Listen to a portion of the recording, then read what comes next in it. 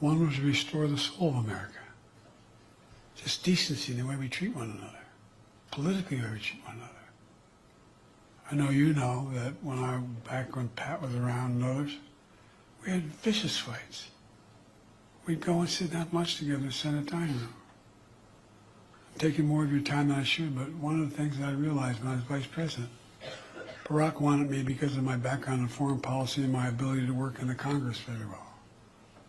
And so about 6 years in, I decided to go up to the Senate dining room, President of the Senate, to sit at the table where Democrats and Republicans sit together and began to listen again, just talk to people. Well, guess what?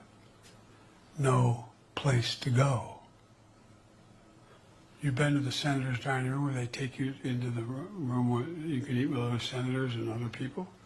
But right, the doors on the left of that elevator are private dining. It used to be a long buffet table. You walk in, a long table sitting, I guess, 16, 18 people on the right, parallel with the table, and you walk through an archway, and there's a table going the other way.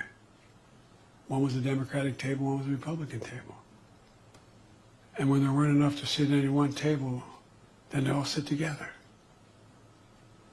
It's hard to really dislike an individual that you strongly disagree with when you find out his wife is dying of breast cancer, or he just lost a child, or he's having serious physical problems himself. We knew each other. I really mean it. Barack used to drive Barack crazy when we met every morning at 9 o'clock, and with his last priest, we'll talk to one another when the day ended. And always give me, he said, I know.